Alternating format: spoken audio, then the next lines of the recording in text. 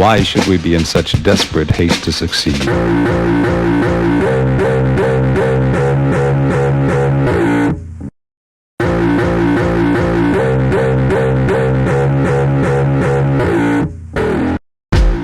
Too, but I don't maintain any of that anymore. That's because you're so technical, though. It's probably hard to remember all that shit. That's true too. Yeah. I was talking about writer's block with somebody, and when your name came up, they were like, "Well, I could see how when your shit is that technical, it being hard to have it ready to go all the time." You know what I'm saying? Yeah. And we've been recording too. Okay, so good. This is episode 2. Yep. So of UnEmplortant, because the first episode was fucking excellent. All right. So if you give me about 3 minutes, The floor is yours, sir. I want to tell you in detail. Yes, sir. What happened last week? Hey, I appreciate you being here. Oh, of course, man. Yes, sir. That's Tripp Shelton, yo. And one day we'll let at least some parts of it out For sure. But right now it's a burn the tape situation. Right now, for now. You know, for now. So, you look like you didn't want to be here for sure. I didn't. You showed up though. But I wanted to keep my commitment. Dog. Keep my commitment to you. Show you that I give a fuck.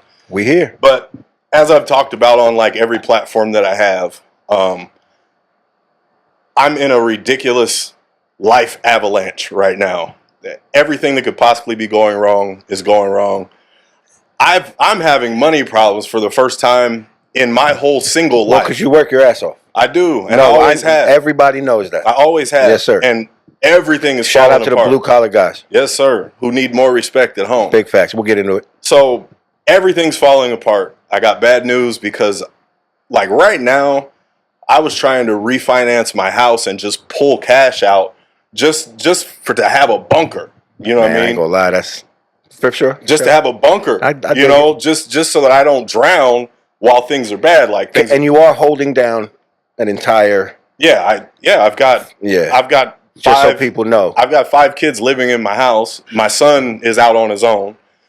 But work is bad. Started a business. It's not popping yet. It's gonna. I'm trying. Y'all need to, you know what I'm saying? You need your lawn mowed. Yeah. If you got a big property, please we're gonna get you good. Cut your grass. Please. And I'll come to your house and tell jokes. That might not get you any sales. My bad. So I will not come to your house at all if you try to inquire with these gentlemen about some lawn service. So Wednesday, I got the bad news about the refi. Yeah, I'm sorry to hear that. And I'm scrambling. Like I'm just trying to figure life out. And I'm like, all right. The day before the pod. Yep. I've got to get some sleep. I have to. I got work in the morning at 6. I got the pod. I have to sleep. So I went and purchased an edible. Now, shout out to the edibles. I ain't gonna. Well, I purchased a bag of edibles, which I'll be throwing the fuck away after I finish telling you what the fuck happened to me. So, okay, now things are starting to make sense. I didn't know what happened last week, yo. I wanted to save it so that I could come clean and big facts. Now, when I told you I had shit going on, that's the catalyst for everything. Was me having shit going on. For sure. So life is in my mind, I'm taking this edible at 6 p.m. on Wednesday so I can get some sleep, so I can come do a good job with you. Appreciate 6 p.m. We Thursday. here, baby. I got 24 hours. It's fine. Yeah, you go. Yeah. I took the edible. I waited hour and a half. I'm sure you know where this is going. I just saw the aftermath. I'm not going to say where I bought them from because I'm not trying to out nobody because I don't think they even supposed to have that shit. Yeah, we're not. Yeah, I don't even mean a person. I got it from a store. We not your plug, but okay? that store probably not your plug. Probably shouldn't have that shit. Hour and a half goes by. Yo, if you need some, hit me up. Hey, you can have the rest of this bag for goddamn sure. I ain't touching that shit no more. Hour and a half goes by. Yes, sir. Nothing's happening. Yes, sir. I take another one. 5 minutes after that one, the first one starts landing, and I'm like, oh, fuck. That's how it be. So I know I'm in deep fucking trouble. So I'm like, all right, I'm just going to go to sleep. Mind you, I work at 6 in the morning. I woke up at like 10:30 in the morning. What? Ray, for me to miss work. Yo, that's crazy. I've missed like 3 days of work. I ain't gonna lie, yo, that's crazy. I've missed like 3 days of work in 10 years. We don't miss no work. I'm just gonna keep it real with you. I took COVID to work. Blue collar shit, unemployment, baby. I had a broken foot that I hopped I'm around already on. knowing. So yeah, this is crazy. Okay, so you wake up at 10:30. 10:30. So now I gotta call into work. What? It was so much effort just to pick up the phone and hold it to my face and get out a coherent sentence to tell them I'm not coming. Like, fuck the confirmation. Oh, so you didn't go in at all? No, I mean the shift's over at 2. Damn. And I'm fucked, Ray. My man missed work. I'm fucked. I had a studio session with Explicit. I was that same day? Yes. 2:15. I'm supposed to go there right after work for Dizzo's album. Shout out to Dizzo. I'm pulling myself together. Fire. I can do this. I can do this. I can do this. I hit X at like 2:15, and I sent him like, "Yo," fell the fuck asleep. Woke back up. It's like 4:00, and he's like, "Yo, can we just reschedule?" I'm like, "Yeah, absolutely, man. I'm sorry. I promise." You know, so we reschedule for 11 o'clock Friday. I come here, did a terrible fucking. I couldn't keep my eyes open on the show. I ain't gonna lie, I was nervous. I didn't know what was going on. This is my man, so that's why we're here. Will Ferrell cat tranquilizer, bro. Now that makes more sense. So I thought maybe you had. You know what, bro? You know what I'm saying? I didn't know. I'm be honest with you. I'm glad you said this because I did not know. I didn't know what I thought, to be honest. After I left with you, I went back home. I was worried for sure. And slept straight to the morning. I woke up. I'm still fucking high. I'm shocked by this. I'm still high as fuck. I would have never thought this. I'm still high. Now I'm pulling myself together again to go to X's at 11:15 the next fucking day. You know what I'm saying? I got in there. Now there was one benefit. I was dialed the fuck in. Oh, you probably. You felt rested too, though? No, like I still felt like shit. But he said no. I couldn't even stand up or breathe. Like it took everything. But when I started spitting, I was in the Matrix. Well, like it just everything locked in. It went really well. That makes sense to me because even in the pod, I told you that this episode 2, right? So we have an episode. When hip hop came up, when you got to talking about rapping, you still was able to hit those pockets. But it was this guy right so here. Hard to lock y'all gonna in. learn this. Some of y'all know this. Some of y'all gonna learn this. Fire. A rapper's rapper. One of the best I ever heard. Big facts. Now back to the drugs. Because I never thought that if you'd have put me on a game show and been like, okay, these are the 4 reasons that I would have probably killed somebody on the way over. Just had been drinking since 4:30 that morning. No. Because had too many women that day. I ain't gonna lie. I'm really professional. I'd have picked any of those over. I'm really professional. Edible. I would have never done anything before I came. That's crazy. But I thought I had 24 hours, and when is 24 fucking hours not enough, bro? So Friday, and when your faculties ain't, you know what I mean? Friday. Anxious as hell. Get done with the studio session. Brother, I slept probably from, I don't know, 1 p.m. Friday till Saturday morning. What the fuck is wrong? I'm still high, Ray. I went and ran. Hey. I went to the gym. I did not get right until probably Sunday night, Monday morning. That's crazy. Make it back to work? Yeah. Well, my bad. We're off this week, so I ain't been back to work. But I did got back functioning. I did go do my lawn jobs and shit on Sunday. You were able to move again. Yeah, I was able to move, bro. I was not My man said he took 2 days off. I ain't feel normal until probably Tuesday. The verse came out crazy though. Yeah, it came out good. What does that tell you? The pod didn't. I guess the rap brain stays engaged. No, I ain't gonna lie. I'm fucking with y'all. Actually, I would have put it out. Put it out. Well, because it's never uncomfortable. This is my man. So. But I thought he was really going through some shit, so that's why I was surprised when he said edible. Going through some shit is the catalyst. But you be handling shit. But I be handling it. But I did not have control of my brain and my body for 2 days. Bro, I was legitimately high for 5 days, and I think the 6th day. Legitimately high for 5 days is a wild statement. If anybody wants to know exactly what I took, you can inquire just hit us up personally to me. Like I said, you can have the rest of this shit because I don't fucking want no more. Whatever you need. No more. But that's what happened. So this is episode 2. We're gonna burn the tape on one. We'll bury y'all might get it one day. under a building. Maybe when they knock this building over in 100 years, the tape will be in there. But at least now you know something about him. You know, just take some drugs sometimes and checks out for a few days. Yeah, I mean, that's not the norm. No, this guy eats cardboard and shit. I mean, I'm very much super healthy. I'm very much two people. Health conscious.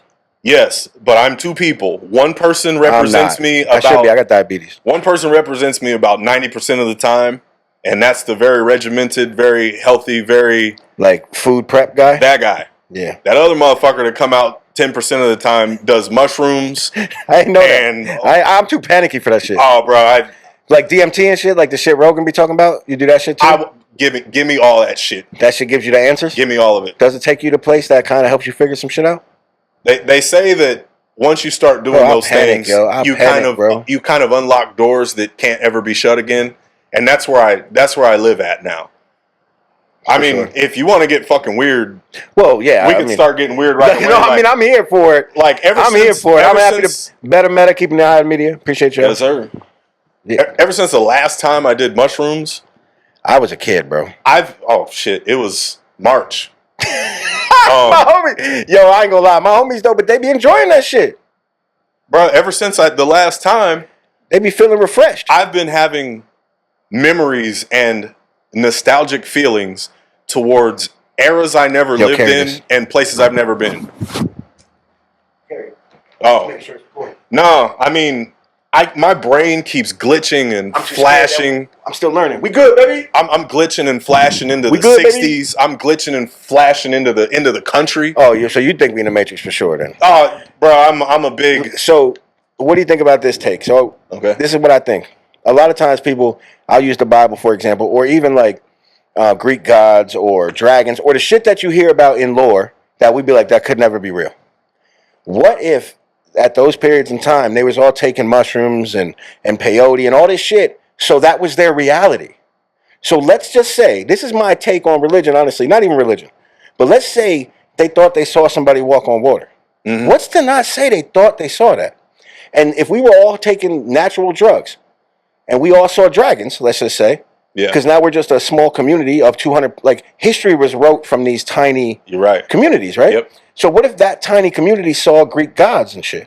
So again, I think there's something to that. As I listen to you describe going different places I've never heard, and that makes a lot of sense. That's how I've came to justify or rationalize some things I can't see. Yeah. Because I'm a firm believer of God and stuff like that. But I've rationalized it by saying, yo, maybe they did see somebody they thought that was dead for 3 days. Maybe they thought they saw that because they was all on mushrooms and shit. Like, so it sounds wild when you say that. And then you've got to figure But it was normal back then. Yeah. Like the Indians and all that shit, right? So But I haven't took it as an adult, so I don't know the effects. I'm a believer that those things only remove our blinders. That we are not in reality. So those things might be real. We are not in reality sober. That could be true, you know right? what I mean? That could be a thing. That's just a theory. No, but there's something to that. Scientist. No, hey, don't do your Googles. Do your research. There's no science coming from here. Nah. But I promise you, every thought had at least been well thought out from two over-calculated motherfuckers. But no, I agree. No, same. Yeah. Same. So I think there's something to that. So as an adult, you've took mushrooms and mind-altering substances that have altered your mind. Yeah, by definition. I don't think there's any going back. By definition. Yeah. So you're talking about altered for just the way you view things. Yeah, they say like... Well, Rogan says that too, and obviously Rogan's a huge deal. He's like one of the most popular guys, right? He talks all the time about how he'll take DMT regularly, and it makes him view the world differently. Yep. So there's something to that. Absolutely. And like a lot of those YouTube guys who cares who you follow, who you don't follow, there's a specific group of people who say these drugs help you. DMT, shit like that. Athletes take that shit too. Yeah. You'll hear say in the off season, like Aaron Rodgers is big on that shit. He did the thing where ayahuasca. Is that what it's called? Yep. Where you go in the dark. I want to do that bad. Whoa. No, so what he did was a retreat for 2 days in the dark. Yeah. Like in some house. But obviously he took DMT first. Yep. And it's dark for 2 days in the house. Yep. Like it's just dark, silent. That's wild, bro. Yeah, I think he also does ayahuasca. I'm sure he does. Yeah. Which is probably also psychedelics and shit. Yeah, it's down that same Joshua Tree type shit. I don't know what that is. Oh, that's just a place I think where they do a lot of drugs. But don't give me the line. Maybe heard that. I think like hippies maybe do drugs there. Like when you do, they probably do heroin. When you do ayahuasca, there's medical staff on hand, like to make sure you're good because you're leaving. You're leaving Earth, and that's what I'm addicted to is leaving Earth. Fair enough. So, by definition, so when you say leave Earth, I'm assuming you mean separate yourself from what is this perceived reality. Yeah. Okay. So there was somebody here, like 2 weeks ago. We were talking about politics actually, and then he was trying to be like, well, why aren't you more invested in all these things? And I'm like, well, because I don't believe any of this shit is real. Yeah. He's like, but we're living in it, so technically it has to be real. It's like, no, my reality is mine. Yeah. So however I perceive what's happening around me, that becomes my reality. Mm-hmm. I'm a firm believer in that. So actually another kind of wild take is like, I tell somebody like, if a motherfucker jump off a building, right? But he says to you, if he comes to you and says, yo, Tripp, I want to fly, dog. I just want to fly. Mm-hmm. And then he jumps off the highest building. Did he fly for those 30 seconds if that was his perception before he died? Or did he kill himself? I'm saying when you think about that, perception becomes reality. Yeah. So it's kind of a wild way to put it because I'm sure most people wouldn't do that. But I just truly believe, like, to go even deeper than that, all right. Look, man, either you're along for the ride or you're not. Yeah. So you knew what you was coming for. It's funny we talked about psychedelic drugs 5 minutes in, and that like people are going to think that that's my identity or something. For sure, and it's a very very small part of my life. Well, we can I do it like twice a year. Seriously, no, definitely. Well, it was also funny because not only are like, oh, we're talking about psychedelic drugs, we're talking about how you did drugs and called out of work and like fucked off the first show. Like and, completely threw your life away. Like you just threw your life away. I hadn't even had THC in like 6 months. Hasn't missed a day of work in 14 years, just fucking killing it. Shows up for everything. He's like, yo, man, I fucked the first show up. I got high. I didn't know what was going on for 3 fucking days. They had to come rescue me and shit. I left Earth. For real. But just we can bring it back in because you was rapping. So motherfuckers know you were a rapper and shit too. Yeah. I ain't going actually, we'll get to that shit. I'm gonna go. So what I'm about to say? Yeah. So imagine this. Okay. Because of reality, we're talking about reality. So if you have a baby, right? Mm-hmm. And you put that baby like on an island somewhere, and just like snuck it food, gave it enough to live without any human interaction. If that baby grows up with no human interaction, so it has no perception of time, no perception of seasons, no perception of feelings, no perception of anything, but you somehow monitor it. This isn't real. So I don't know how you would do this, but picture it in a movie setting or something. Yeah. What does that baby's mind turn into? I'm very interested. What other living things are there? Are there no living things? Well, we have to assume there's going to be, right? But because if there's animals, they're probably going to mimic the animals the best they can. So what does that prove? Would they age differently? Animals age differently. I just wonder, what is the perception of reality? Do animals know like the sun is rising and shit? I assume they do, but I don't fucking know. You know what I'm saying? So, but for the sake of this, let's say there's nothing there. Mm-hmm. So the trick in this scenario would be, how do you get at the essentials? But say you figured it out. All I'm saying is it was never taught anything. I don't know if it would develop at all. I'm very big on pushing back on, we were just taught shit doesn't make it true. You know what I'm saying? But then when you say that, it's like, well, that's fucking 2 + 2 is 4. It's like, well, because we were told that. I'm just saying, imagine if there was a mind. What would that mind turn into if it wasn't told anything? Yeah. I think that's an incredibly interesting thought when you think about it, because, bro, the mind isn't even real. So reality stems from our mind, right? That's what we would say. Mm-hmm. But the mind isn't a thing. You can't go to your doctor and have them fucking check your mind. They don't give you a mind test. They tell you you're crazy, but they say your chemicals are off or you're fucking Abdullah Amblangata or some shit. The mind isn't a thing. They think that we can upload our consciousness now. So it might be a thing.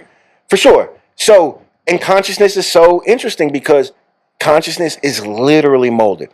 Yeah. So that baby's consciousness, when that baby grows up into a human being who hasn't been told anything, their consciousness would be much different than ours. Yeah. Even in the sense of like, when you go to like those remote islands where they kill anyone who shows up. Yeah. Those are real. Where there's whole Oh, yeah. tribes who are completely separated from any sort of human interaction. And they should absolutely kill everyone. They who have their shows up. own language. That everything is. They live to be like 28. You know what I'm saying? Yeah. So honestly, and what I'm trying to say, it's kind of like that. They are nothing like us. No. And I don't even know who But at they least are they are specifically. able to learn from each other. That's what I mean. So Yeah, it's still. But but- do you think they don't register time like we do? I'm Nah, assuming they probably don't give a fuck. They don't care about time. months No. and days. I don't even think no. they would care about days. They're just trying to eat, Bro, they and don't procreate, and Bro. live and survive. That's it. That's it. So that's when you think about that. I wonder if they've even conjured up a god. If they've even found a reason to make religion.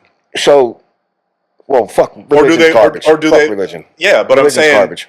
Religion still arise For places, sure. But you started with But God. I wonder if they would even do that. So So do you think the mind or the human brain would still seek knowledge if it wasn't being taught anything? You know what I'm saying? Like, Yeah. would it want to learn? Because if it did, they would still look up in the sky. Yeah, they I would was just still gonna see say, clouds. They would I still see think stars. As long as there's nature, They're going to believe in gears would something be bigger. turning Yes, they would, in right? that brain. They're probably just turning slower. Or maybe Yeah. they're smaller gears. Or maybe there's more gears needing to do more work to get to the same conclusion. Yep. And I'm almost called this educated. I can't speak for myself. By definition, I'm not. I have a degree, too. I'm not educated by any means. But I think I'm slightly intelligent, so might have less gears that have to work, Yeah. don't have to work as hard as theirs. But I still think they would be turning. I agree. Now, That's super interesting, now like you, when you now think you about mentioned it. the darkness retreat. Now, if you, Super duper. If, That shit is super interesting. now Y'all can't listen, tell me it's not. if you left a Don't baby, play with me. They talking about nothing on those other shows. if you left a baby from birth in a darkness retreat, I think it would just die of zero development. Even if it was still some. Well, no. So Because there's no in stimulus. this scenario, though, they would No figure out stimuli ways at to all keep it in there. alive. Yes. So there would But be there is food, zero stimuli. walk. There's nothing to touch, nothing to feel, nothing to see, hear. Or Nothing's going on. does it create its own reality? Where it lives right there in its own head. But I think that our realities are based off of things that we've seen. Like, For sure. That's probably, you're probably right. At least you're probably right. Loosely. Like, at You're least probably it's right. a template. That's fair. Because you're probably right. You're probably right. I don't know if we can conjure up reality from absolutely nothing. You're probably right. No, yeah, no, you're right. So this whole conversation leads me to the way I think I believe in the power of the mind and the brain is incredible. Oh, I think it is fucking incredible. And I think it is so and almost untapped. limitless. And I think it's so limited now by everybody being programmed by the robot box. They're not doing no thinking at all. So I think we're literally seeing the dumbing down of the mind. So with that said, absolutely. With that said, if you remove all those things, I don't know, how do we know?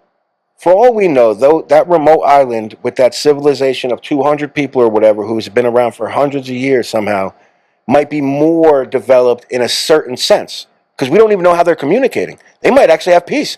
They might actually have like happiness for whatever that means, right? Yeah. They might not have any anxiety in that. Yeah. We don't know. Like that shit might be some us bullshit. So honestly, maybe they're further developed. Are we further developed because we made a bunch of trickery? Just so y'all know, I'm pointing to TVs and shit. Yeah. Because we made a bunch of trickery? I don't know. Does that make us more developed? Bro, if we just let the human mind run wild, think about what the settlers was doing. And they was violent, wild bullshit. So when I say settlers, I don't even mean, fuck the settlers.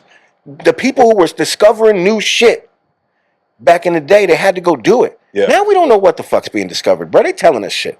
Right. They just telling us shit. Well, and We don't know who the fuck is doing what.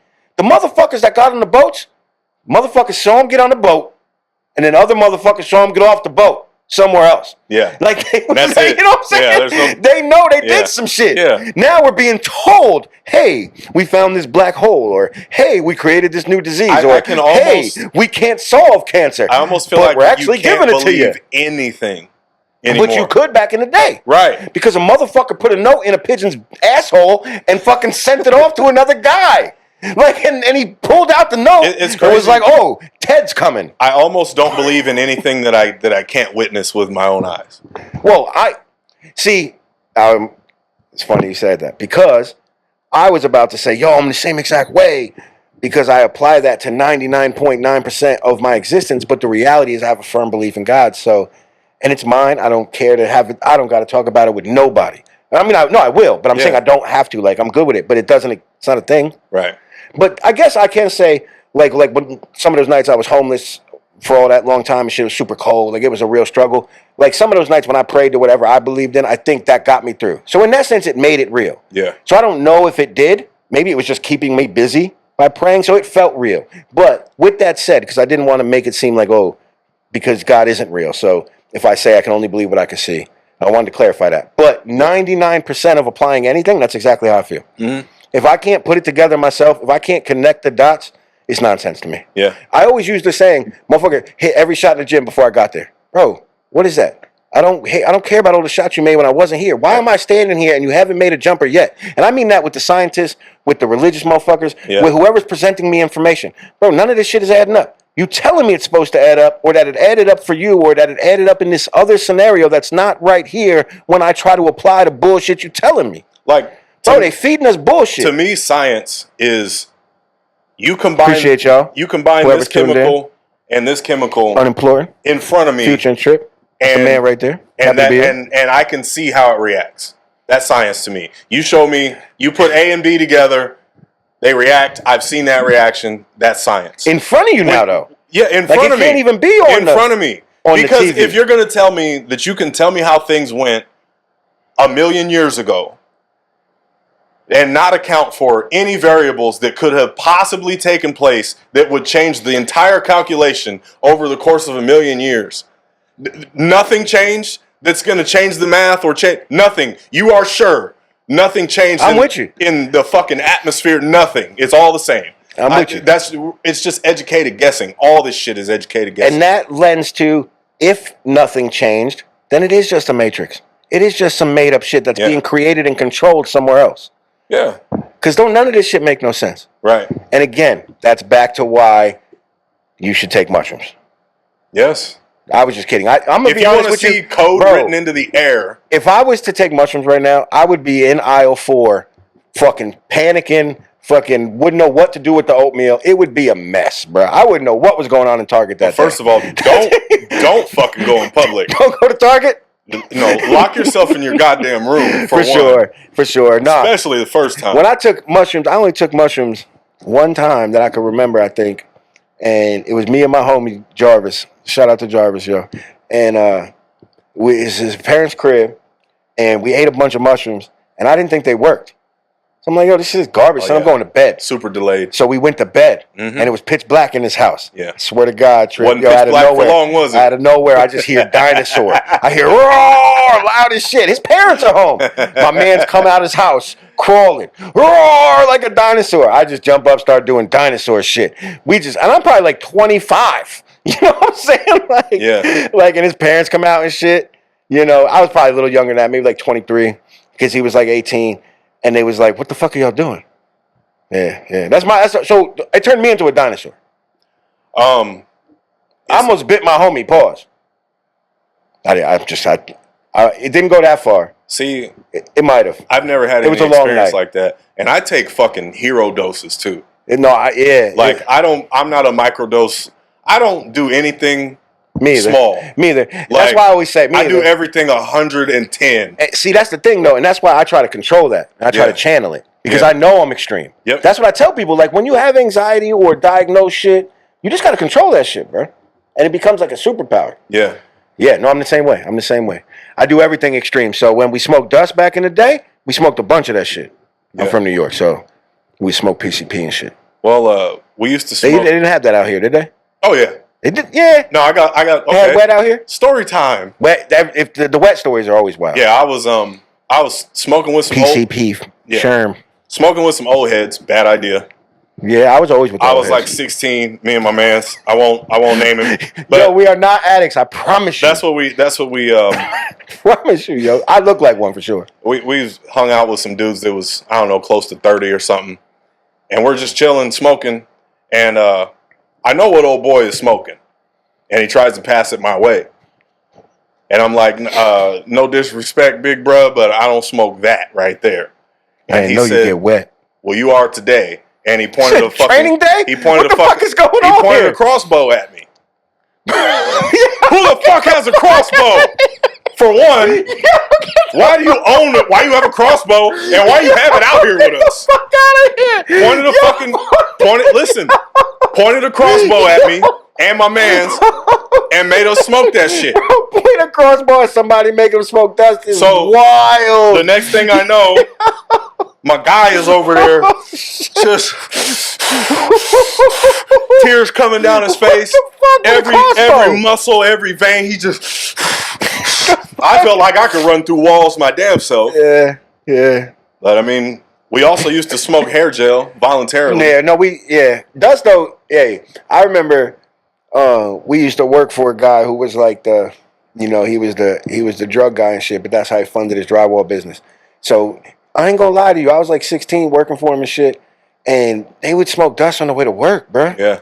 So listen. So one day this motherfucker gets in an argument with all the Mexicans on the job site. So these motherfuckers, no bullshit, jumping out second story windows. I'm talking about they coming deep. I don't even want to exaggerate, so I'm gonna say there's 50 of them outside. Yeah. Probably more. My man high as shit on some dust, kicks his motherfucking shoes off, and he got them big old school, because it's like 2000. He got them big old school long socks. They hanging like a foot off his foot, like out the front, bro. And I swear to God, Tripp, he grabs a piece of drywall and he says, I eat this shit. And he starts chewing on the fucking drywall and spitting it out, bro. And these motherfuckers just like, they were like, yo, man, we're just going to leave this one alone, bro. Yo. He's like, I'll fucking kill you. What is it with drugs and construction? Because it probably makes you hate your life. Because... I was just talking to my homie. I ain't talked to him in a while. He's like, construction makes me hate my life. It was actually like a statement he said. Because soon as you started saying that, I had an adjacent story. Construction, man. Fucking construction. When I stayed in Florida. Keep building shit, fellas. When I stayed in Florida. And women probably. And those. I worked for all y'all. A paint company that was owned by a crackhead. But he was got like, the shit done. He was like rich. And listen. A rich crackhead. This is a very profound moment in my life. Oh, got you. So, my homeboy that also worked for him, which is fucking crazy. Yeah. We would go serve him. Now, I need to say this straight. I've never been crack man. What I've done. I sold crack. We'll get into that one day. What I've done is drive around my homies who sell crack. Yeah. Sometimes have to wild time though. Sometimes have to put my hands on somebody. Wild time, yeah. But I'm not never been crack man. For sure. You know what I'm saying? But we would go in this rich fucking neighborhood and watching my 19-year-old homeboy talk to this rich grown white man like he ain't shit. And the white man just, hey, now I don't want you to leave. I don't want you to just hang on now. Don't be crazy. We're gonna go. I'm gonna go inside and get you your money. Don't run off. Don't run off. Come on now. We've been doing business long. Like he'd have sucked his dick if he asked him to. Yikes. He would have. You got it. Like, not for me. It was eye opening to see. Sometimes you gotta do what you gotta do. A rich 45, 50-year-old white man just at the feet of a young black dude who had crack and he needed crack. And my man is like, yo, we'll leave. Do you want to get high or not? No. Yeah. Like, it's crazy to me. Like the crack time was a wild era. It just was. Yeah. So I'm assuming this was probably in the 90s, late 90s, early 2000s? This is like 02. Okay, because crack kind of tapered off for opiates at some point. But yeah, the crack time was wild because, I sold crack for a while, to be honest, for a few years. And there was one time, fucking me and my man lived in this it was basically one apartment, but dude just rented out the rooms, kind of. Yeah. But it was the plug who owned the building, so we just all would serve for him and shit. You know what I'm saying? But me and my homie was young and shit. I didn't belong. I was food out there. I'll get into that over time. Like I was in the jungle and shit. Yeah. So but this one crackhead, bro, he was such a wild boy. He come banging on our door one day. It's me and my homie and shit. We scared as fuck. I ain't gonna lie. He like bang, bang, bang, bang. Next thing you know, we hear carving and shit, bro. This motherfucker leave. We come out. He carved in the wall. Have my 3,000 by sundown, or I'm gonna kill you.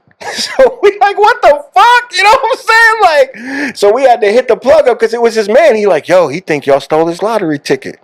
I'm like, bro, I mean, it's kind of funny. In the moment, we thought Bingus was gonna fucking kill us, bro. His name was Bingus too.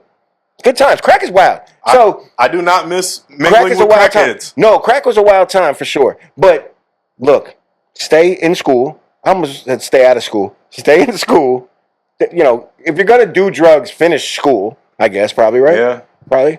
Or don't do drugs. Is that? Hey, just don't have kids. Where are we at? Where do we stand on drugs just don't today? have kids, and then you can do whatever the fuck you want. You can be a crackhead if you're. I'm gonna be completely honest with you. I'm gonna be completely honest with you, Tripp. You know, I love my friends and shit. And anytime I've had to help out or get involved in some shit, it was always with the friends who had kids. Because the friends who don't have kids, guess what? That's what I tell my homies who have kids. Like, yeah, sorry, the bar is higher for you. I don't know what to fucking tell you. Yeah. Our other homies that's bachelors, that's fucking these women in the bathroom and having the time of their life, they don't got to go home to no kids. They can sleep by the dumpster. Yeah, today. it doesn't matter what they do. As long as they make it to work. But they do. They're workers. They show up to work. So, yeah, as long as they make it to work, it doesn't fucking matter. Yeah. You know what I'm saying? When no one's dependent on you, who cares? I mean, there's probably probably your family. See, okay, so I don't want, look, hey, if I had some sensitive music, I'd put it on right now and I'd be like, hey guys, you guys, you know, the couple of you guys I'm talking to right now, I don't want you to continue to do drugs. It makes me very, very sad. Even though you don't have kids, because you've done too many drugs. But it's your life. I love that. See? Do them if you want Balance, baby. No, you can do what you want. On you. You can do what you want. But I am counting on you to show up and run some of these shows, motherfuckers. Yeah. Anyway, that was way too personal. I'm not talking about anybody specific. Did that sound like I was talking about somebody specific? I mean, a little bit. Yeah. I'm talking to all the crackheads. There's a lot of them. So, so on today, no kids, do drugs. Yeah. Makes sense. There you go. Makes sense. Or join the army. No. Don't do that. Well, what if you don't have kids and you're young? Well, yeah, I guess it don't matter. Do drugs instead. Seriously, if no one's dependent on you, do drugs instead. Do whatever the fuck you want. Got it. Join the military. Get out early. Have them give you that GI Bill for school. Spend that on drugs. Yeah. Boom. There you go. Didn't we see that? Didn't that happen in Dead Presidents? Probably. Oh, yo, classic. There you go. Like, I feel like a lot of people watching this right now probably never saw Dead Presidents. That's a good. Go watch. Lorenz Tate. Lorenz Tate. Early on. That's literally a top 3 movie to me. It's a if good anyone one. asks me my favorite 3 to 5 movies, well, yeah, you got to have it answers. Always finds its way in there. Yeah, for sure. Yeah, mine are definitely comedies. So yours, it makes sense that you probably fuck with sad hood movies. Or is that the only one? That's the only one that's like that. Dead President's I just thought it was so. It's kind of sad. Magnificently Bro, when he comes back with the head. Yeah. Oh man. I know that actor's name actually. Who, Bokeem? Yeah. A lot of people don't know his name. I know him since Woodbine. I knew him since Strapped. That's what I'm saying. Me too. I remember him. Bro, Strapped was crazy. Since Freeway. Strapped was crazy. I don't know. I might not know Freeway, to be honest. Strapped was early, though. You never seen Freeway with Reese Witherspoon when she was just like I might have. A little baby actress? I might have. But Strapped, I remember. 18, 19, yeah, I remember Strapped was early. Strapped was early. Wasn't Strapped like a HBO exclusive? It might have been. But Bokeem Woodbine, that's why I knew him from. And motherfuckers used to confuse him for Sticky Fingers all the time. I've heard him called Evil Dave Chappelle, and I think that's hilarious. Yeah, that one's funny too. Yeah. He was also in that movie, The Hit Squad or something more. He been in a lot of shit. He OG. Yeah. But that's why motherfuckers are post to me and be like, oh, y'all don't know this motherfucking name. Be like, yeah, we do. You uncultured swine don't know his name. I fucking do because I saw Dead Presidents and he had a fucking head in a bag. You know what I'm saying? Carrying it for a week. Yeah, speaking of reality, because they're wartime and shit. Bro, speaking of reality, that's the thing. Think about it. Yo, we can go back and talk to motherfuckers that lived 20 years ago or whatever, or their reality's not even the same as ours. No. Borderline, my reality isn't the same as Melody's. Borderline. We've communicated enough. I feel like she's separated enough. I can kind of relate enough. But the next generation, like my grandkids, if she, when she has kids and a family and shit, it's over with, bro. I don't even know the life they growing up in. How wild is that? You think it was like that for the people that are older than us? Yes. Because all they talked about was like, oh, gas was cheaper, or they just talk about shit being cheaper. Because cars was cars. Like, houses was houses. Like, I guess you got the telephone, the typewriter type shit. I mean, the technology spike was already incredible. But it was underway. But listen. How long did it take to go from tapes to CDs? Okay, hold on. We got to go back a little farther. So, ever since the Roswell crash. Is that the aliens? Yeah. Ever since that. You believe in aliens? Oh, absolutely. Have you seen any? In your DMT trips? No, but I've seen. Are you one? You looked like one last week, I ain't gonna lie. Decline to answer? No, for sure. But ever since the Roswell crash, we've had a spike in technology. Like you could trace it back to that. I'm gonna take your word for it. I want to say that was like 1951 or something. Sounds right. We had like nothing, and everything started increasing, and it's like it's going faster and faster and faster now. Like we're getting more and more and more and more technology. Okay, we'll say 51. So like, from 51 to 90, not even from 51 to 2000, probably. Because Y2K was kind of a big deal, but no, I know what you're about to say. But from 2001, I'm agreeing. Yes, it's more of a steep. We don't even. incline. We're not even the same species. Yeah, you're 100% right. Shit's not even real. Technology is making a new world. Like we were just talking about, it's changed relationships. And it changed the way. Yes, exactly. Because I was saying it changed the way people think. All human interaction and how we run all of our relationships. Bro, I'm with you. I'm with you. The idea that you should be in constant communion with the people that you love is absolutely insane. 24-hour access. And it's insane. And if I don't respond to you quickly, I don't love you. It's insane. That's insane. That's nuts. That's insane. But do you think that the technology has separated people, though, and made them feel like they have to do that? Because, like, back in the day, like, when I think about my grandparents and shit, our grandma would tell my grandfather she loved him when he was left out the door, and he was fine.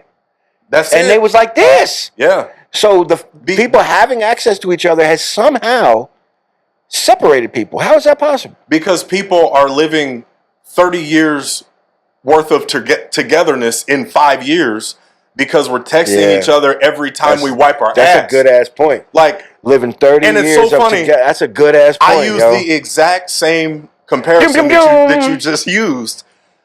Your grandma and grandpa would kiss each other goodbye in the morning. Yeah. Have a great day. Maybe a phone call on a lunch break. Probably not. Probably not. The feed meal or whatever. They have time for that shit. He's getting home at 5:30, 6 o'clock. He misses her by then. Dinner's ready. They have shit to talk about because they ain't talked all day. That catch up that they do when they walk in the door was probably gold. Why is that making so much sense, bro? Because now motherfuckers want to talk all day. It's like I got to tell you the color of the wall where I'm at. I got to tell you, oh, such and such in traffic. Now when I get home, I can't tell you about such and such in traffic. And now when I get home, you ain't did shit. And I'm not saying specifically, but because you trapped in the robot box or whatever all day, you trapped doing this shit. And you saying you think I'm the bad guy because I'm not communicating with you all day. And now we just in this vicious cycle. Yeah. Bro, I can't stand that shit. So when you say it like that, 30 years of shit in 5 years is crazy. That's what it is, bro. So much more interaction. You're getting tired of each other. I ain't gonna lie, man. People need to miss each other a little bit. Relationships. Like, you're right, though. You are so right. You know what? Tell a modern woman you're not going to talk to her from 8 a.m. to 6 p.m. It's just crash some shit for me. So, but that's just not logical.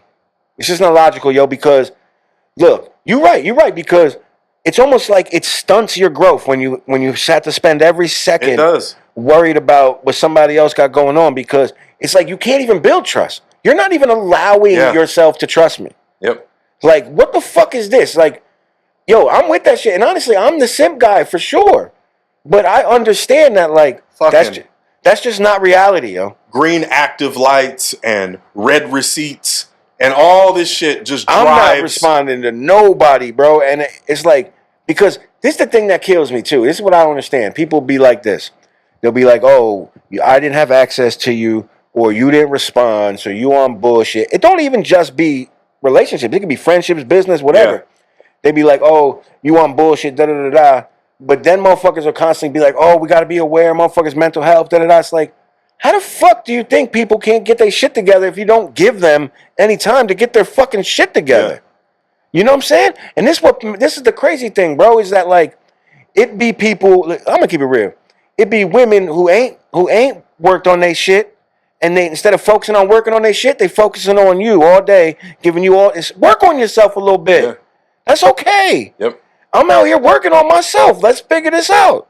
And then when we reconvene tonight, we can talk about the progress we made. You know why we didn't make no progress today?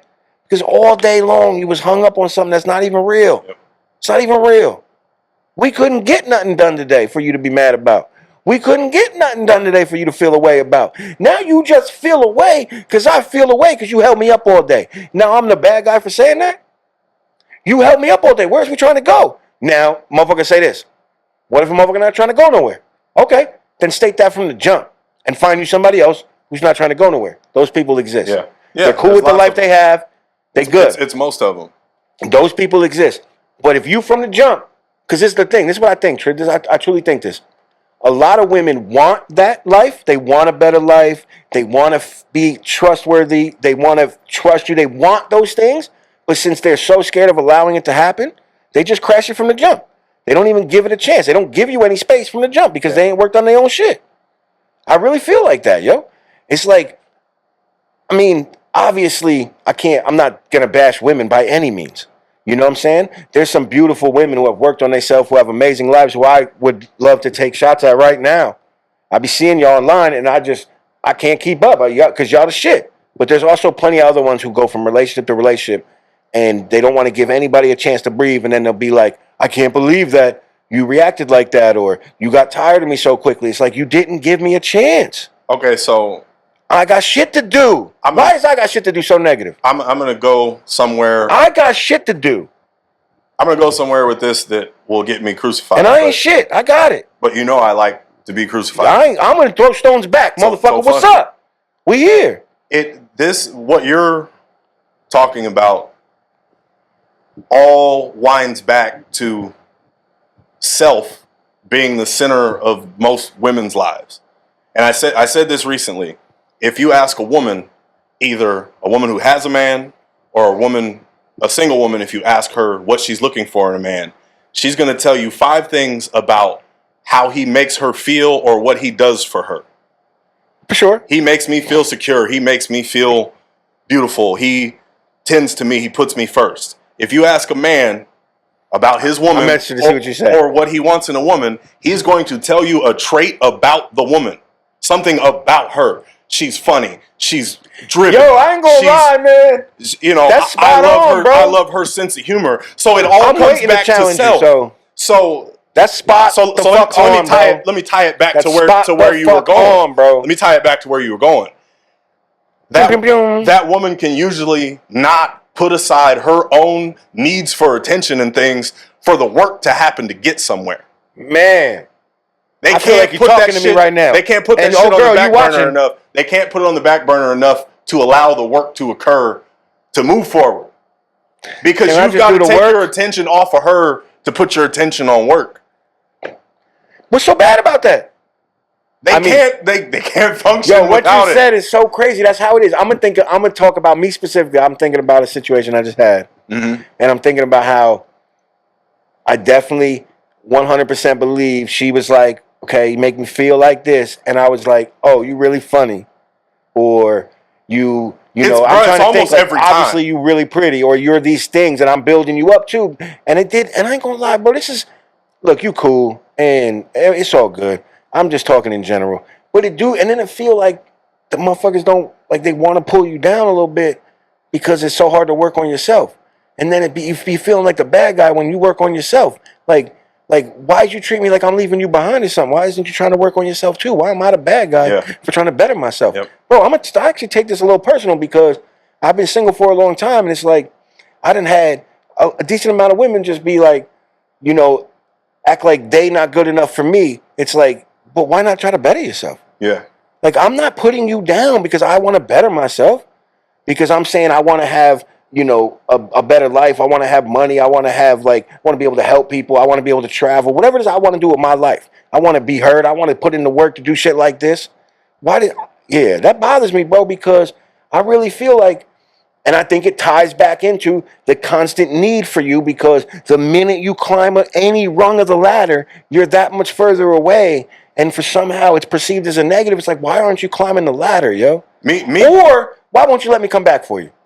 Yeah. Then why won't you let me come back for you? Let me go do the work, hold me down, and come. But instead you end up with motherfuckers that tell you what you want to hear, and then I don't even want to say good guys. It's just solid guys it's all about affirmation.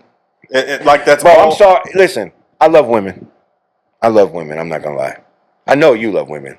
So, man, you can use whatever word you would like. You experience women. Yeah. So I'm gonna say, like, but I love women. I mean, some of my best friends are women. Hey, can we talk about that? Because I'm gonna tell you a struggle of mine. Because some of my best friends have been women too, and guess what? Because motherfuckers will ask you, can men and women be friends? Yeah.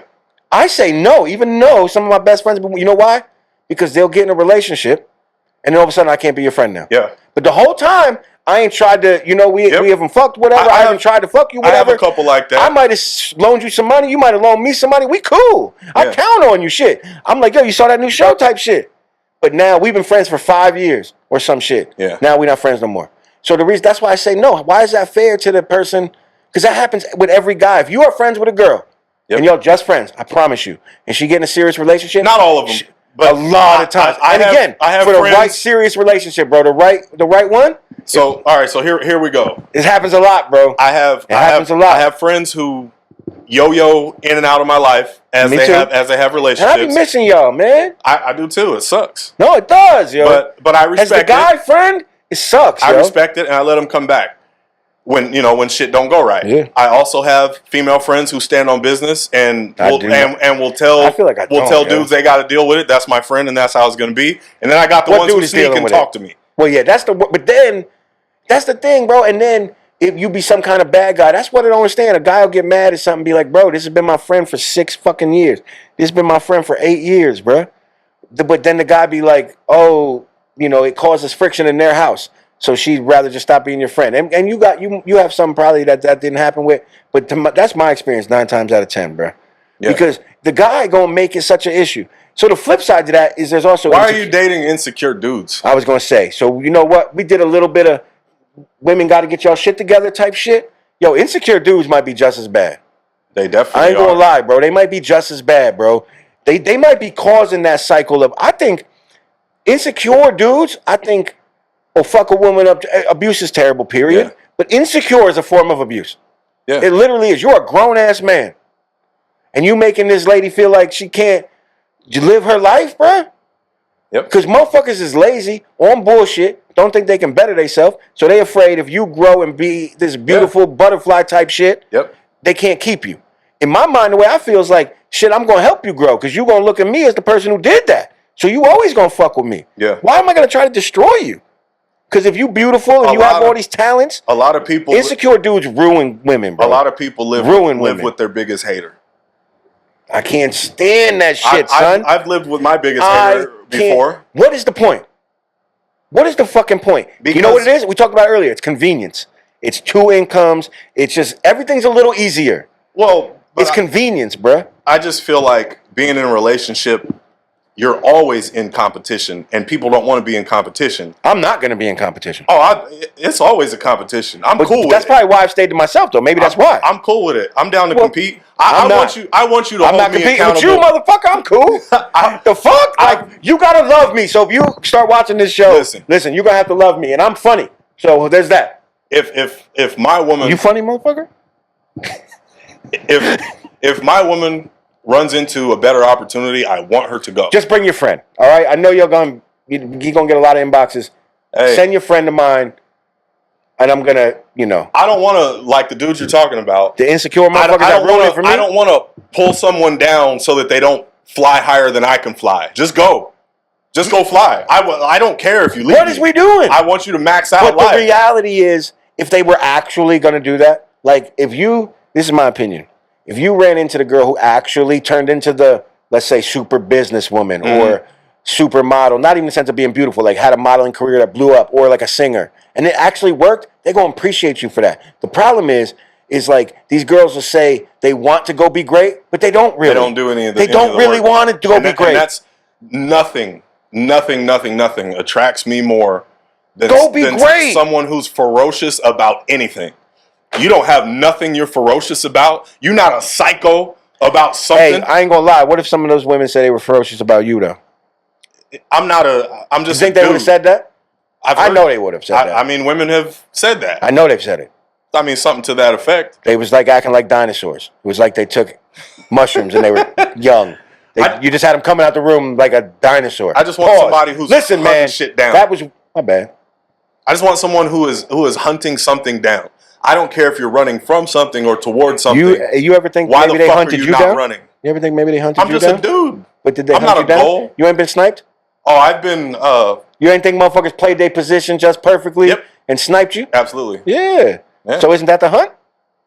I'm just a guy. You gotta have a life goal. I'm not a life goal. I'm with you. I'm with you. Like, I'm with you. But I think that's what they'll say, right? Yeah. They'll say they're crazy over you and you're the motivation. Yeah, I don't want to be that. Yeah. I want you to have your own shit. And then motherfuckers wonder why they can't take that motivation and go actually be great. Yep. See what I'm saying? Because it's manufactured. Everyone wants to talk made about up motivation. If your motivation to be great is built inside of you or it's built in doing some sort of good, if it's built in something, then you might end up actually being great. If it's made up, like, oh, I just want to be great for you. This person, let's be honest, could die in a train crash next week. Are you not going to be great then? That's a wild thing to say. I get it. Yeah. But no, you want it to be great because you want to be great. And just so we're clear, before we come off like some fucking YouTube dickheads that are like, just bootstrap it and be great. What I mean is it at anything. If you want to be great at fucking, you know, Wheel of Fortune, then be great at that. If you want to be great at reading, be great at that. Everybody wants to fast forward through the hard part. Just be great at anything, though. I agree with you. Have some fervor about something. Yep. Something I don't tangible. even care what it is. Something tangible. Bro, because feelings and people are made up. Yeah. That's made up. And I'm not, that's not fair to say. People are not made up. But they can disappear. They can change. Yep. That's just a reality. So if that person breaks your heart or does you wrong in any sense, are you not going to be great now? Right. No. That's the problem. You know what I want? So many people are tied to each other that if that doesn't work, now what? You're just a dredge on society, you fat fuck? You know what I want? I am fat fuck. Listen, I'm overweight, and so what? Anyway, that was offense. Look, you know what? We might do a boot camp. That's all I was going to say. I was going to say. We might do a boot camp. I might run up and down the stairs a few times. And listen, I'm going to be honest with y'all. When I fucking blow up my knee and you see that fucking GoFundMe, I want $74. Hey, so listen. Because I'm going to blow up my knee fucking with this guy. I'm going to try to remember both of these points and get back to where I was going. But listen to me. We've been doing a great, I don't even know how long we've been. We're going to put my man through a sneaker swole. Y'all don't want to see me get big. Listen. My Florida niggas, love y'all. They taught me Gotta love the Florida friends. They taught me the principle of sneaker swole in college. They was talking about that in the joint. Yeah, man, like. Because I'm already kind of. We'll start you in the fall. Just start. Y'all want to see that? I know y'all want to see that. Just start wearing baggy shit. We're gonna put you through the transformation, and you take the tarp off that bitch in summer. Don't let nobody know you're doing nothing. We might do that. Don't let nobody see you going to the gym. Don't let nobody know you eating better. We keep the show going. I'm gonna do that. We're gonna do that too. We're just gonna unveil Shredded Ray in like May next year. And you insecure dudes, that's okay. Just be better. Yeah. Good times. And look, you know what? It's been all over the place. So I don't exactly know where to dial into, but insecure guys do better. Women, you can let your significant other grow. It's okay. You can let the relationship grow. Like what happens if I don't know this because I'm not a gardener, but if I take a lot of water, like an incredible amount of water and pour it on a plant all day, is that good? I don't think so, right? No. Like I mean an incredible amount. Yeah. It probably isn't good, right? No. Isn't that the same kind of thing? Yeah. Like motherfuckers be like, oh, we just pouring into each other's cup. It's like, yo, bitch, my cup is overflowing. We could be filling more cups. Listen, I shouldn't. We talked about this. I should not call women bitches, and I apologize for that. And I'm really sorry. No, you're gonna, dog. They're gonna be like, yo, fucking, you're the man, and you're gonna get like 14 fucking inboxes of women who'll be like, yo, look, I'll just give you $75. Just meet me here. And I'm be like, yo, you might as well split that because I came from the show. My on-off switch is money. I still don't cuss in front of my mom. I shouldn't have called women bitches. I don't mean that. I came up on hip hop shit, and I'm just kind of being a little natural. Some of y'all are bitches. Women are not bitches, but so are some men. So are some men. Period. Definitely. So to me, bitches those just a insecure term. Dudes, or just pillow talking, lying motherfuckers. I can't stand. I just can't stand. Honestly, I can't stand bitch ass dudes. I just can't. Like I feel like a lot of people will say that, but like why you can't just be solid? Why you can't just be honest? Right. Even when it doesn't benefit you, I can't. That's a whole nother thing. A lot of dirty. Why though? Why? Like, bro, if I think this, and I'm assuming it's to get the girl. Yeah. But like, who gives a fuck? Honestly, I be having to tell my homies that sometimes they be like, but I get bitches. And I'm like, but we're 40. Yeah. Like, I just don't, you know what I'm saying? It's like, I get it, but like, bro, we got to do something now. You know me, I have this need. It can't be the metric, bro. It can't be the metric. I have this need for everything to be difficult. So I don't ever want to use some other man's name to get some pussy. Well, I need to get that pussy on all Madden mode. I need it to be as hard as possible. Yo. You know what I mean? I'm not Yo. stepping on no other man's neck to get some. That's getting vagina on all mad mode is hilarious. That fucks up my honor system. Yo, turn the settings on most difficult, please. Hey, the insecure dudes are just gonna funnel it to me anyway, because you know what has happened to me so many times over years. You know how many messages I get. This pod is gonna make me look like such a square. Listen, let me turn and talk to the insecure dudes. I cannot tell you how many times a woman has hit me up after a breakup and said, "Hey, I'm sorry. My man told me that I had to block you." Someone that I've never spoken to. I fuck that woman every time. God because damn it. Fuck. Because when they're ready to fucking stab you in the heart, they're gonna fuck me, who you have developed some insecurity towards, who I've never done anything, never spoken to your girl at all. That's crazy, because I ain't gonna lie to you. They gonna fuck me first. I don't have crazy numbers, nothing like that. But honestly, there's been multiple times where a woman would hit me up and tell me that she was getting into it in her house over me. I don't even know this guy. Yeah. I don't even know, just because I had a name in Ohio or wherever this was happening at. And it's like, I don't even know y'all like that. You know what I'm saying? And I end up with old girl. I don't be knowing either one. Multiple times. I don't even be knowing either times. part. Bro, that happened multiple times. They'd be like, "You know how many times we argued about you?" I'm like, "No, I don't, because I don't even know him. I don't know like, either what of is y'all y'all talking about?" It's crazy. You know what I'm saying? Like, and I ain't shit. Y'all know of me. I know I ain't shit. Ain't shit. I know I ain't I'm a shit. little bit funny. Yo, I'm really funny, but I still ain't shit. You know what I'm saying? That's not enough. You got more than that. I mean, I'm not a deadbeat. Bro, and you got bad muscles, son. I got a little bit. I got a little something. How many push-ups you can do right now? 40? Oh. 400? Not 400. You talking about in one shot? Right now. For I got if you got $1 a push-up, how much money could you get? No, that's not enough money. If you got $100 a push-up. But without a stoppage. No stoppage. $100 a push-up. 65, 70. Even for $100? I mean, I'm gonna be drawing the you fucking. You can only do 70, bro. Something like that. Yo, you know what's crazy? Y'all saw me just do that. I can't do one. Like, I feel like I'm just gonna. Again, I'm gonna reiterate this. I would just run you the fuck over. I'm just gonna like throw sand in your face like blood sport. I'm gonna do whatever it takes to get up out of here. We did this in college. I'm joking, and I hit 91. But I mean, I'm not that guy. Why it don't sound like that much? I feel like I was watching motherfuckers in the joint. Not in the joint. Oh, the joint. That's all you do is do push-ups. I see motherfuckers do a lot, 500 or something. Yeah, they're fucking doing it every day, bro. I ain't never. You don't do push-ups every day. You a lie. Not every day. I ain't gonna lie. This is my man.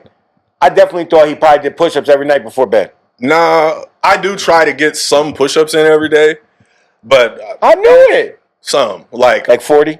No, like I'll do like 300, but like not in one shot or nothing. You know, I ain't gonna lie. 70 kind of disappointed me.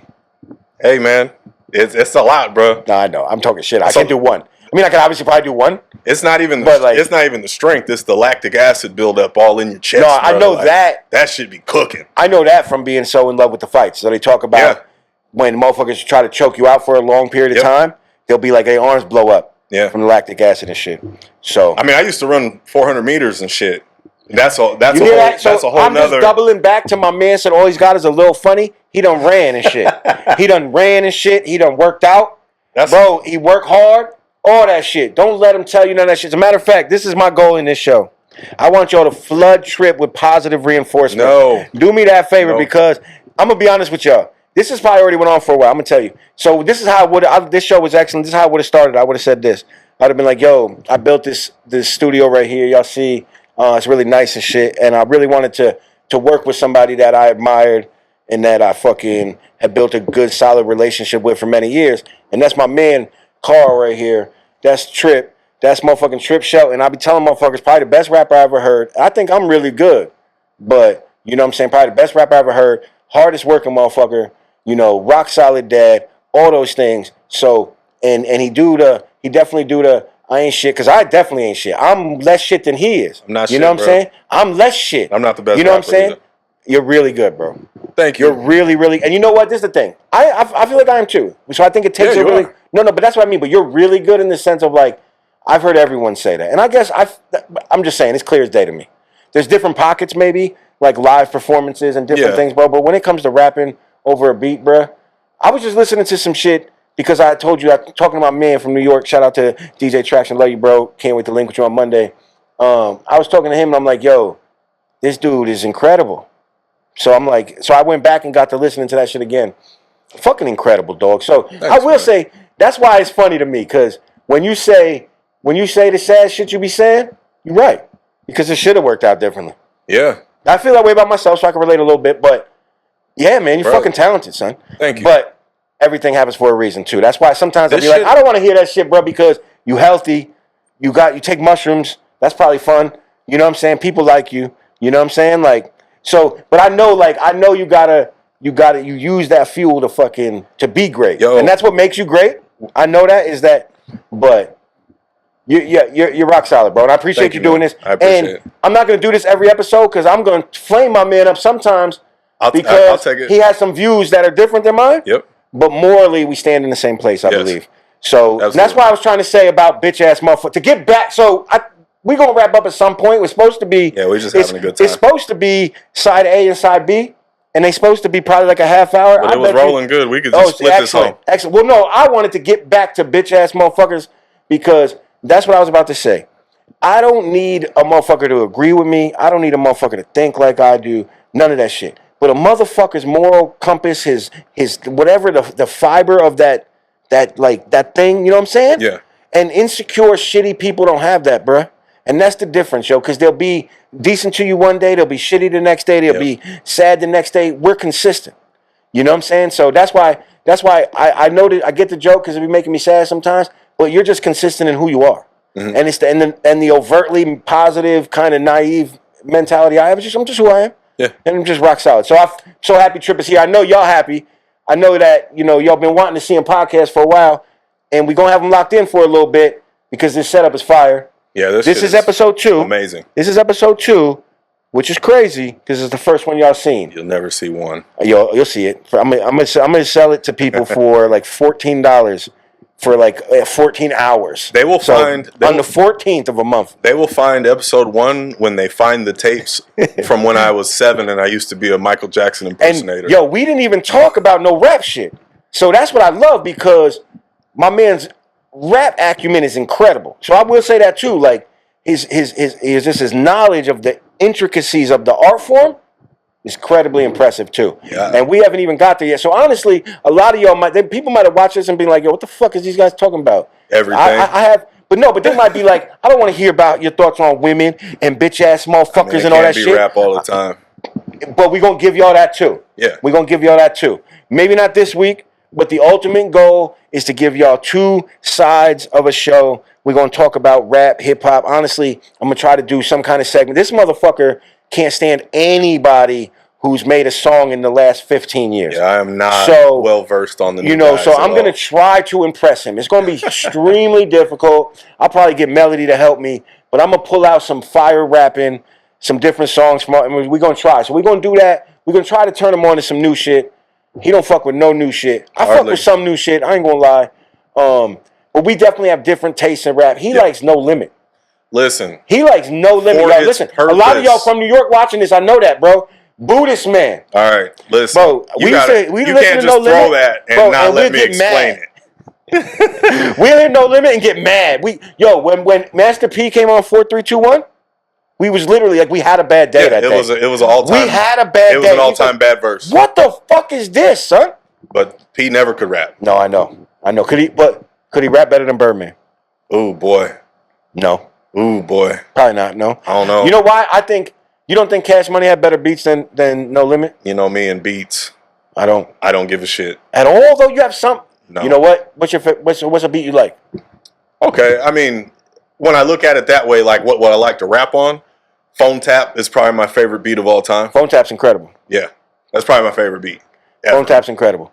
Dre has some fire. Dre's my favorite producer, and I don't like West Coast music really. My favorite producers actually, I think the Heatmakers, who made a lot of the Dipset beats and shit. Mm-hmm. They had the real triumphant kind of. I like when I think of my favorite beat, I think you just hit the game-winning shot. Yeah. And like the triumphant horns that would come behind you. You're a New York guy. I love that shit. I like that sparingly. For sure. You can overdo that. For sure. I can see that. But you probably could. But that's why I don't like the simple. Like Phone Tap's everything can't sound like the Emperor's Coming. I wanted to. You got to save that for like I wanted to, special moments. I want to feel like the Emperor's coming every time I step in the room. Like Jay on the fucking on the song Blueprint 2. Yeah. The way that shit, bring the flutes on, Guru, that shit, bro, like that beat is crazy. Yeah, that's what I'm saying. Is crazy. But bro, think of how epic the song was. Tripp, that's what you use that on. Son, that's what's driving me crazy about a lot of y'all Ohio motherfuckers, a lot of y'all Iowans, probably motherfuckers in Idaho probably think this, Wisconsin, all that shit. Y'all give all that Hove slander, all that fucking Nas fucking killed Hove slander, and they don't even take into account that joint. Bro, no, that's part of the match. That's part of it. That's part of the match. And that's why it's closer than people think is all I'm saying. Because motherfuckers didn't go to that joint.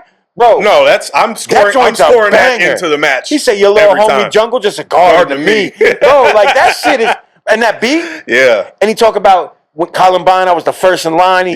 Because on Ether, they did a lot of. Lost to Shorty owe you for ice. Bro, what? And your Uchi Wally your bodyguard's Uchi Wally verse is better than yours? Bro, listen. And then the motherfuckers don't even know about Super Ugly because he had to take Super Ugly off the internet and shit. That's scored into it too. You know what that was on Got Yourself a Gun. Yep. And that was I skeeted and left condoms in your baby seat.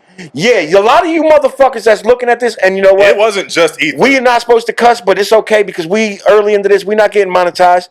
All I'm saying is Super Ugly was bad, bro.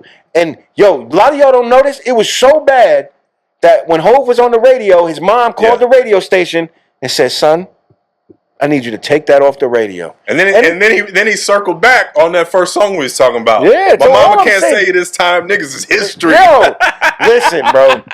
All I'm saying is it was way closer than people think, bro. Oh, I don't feel like it was no runaway.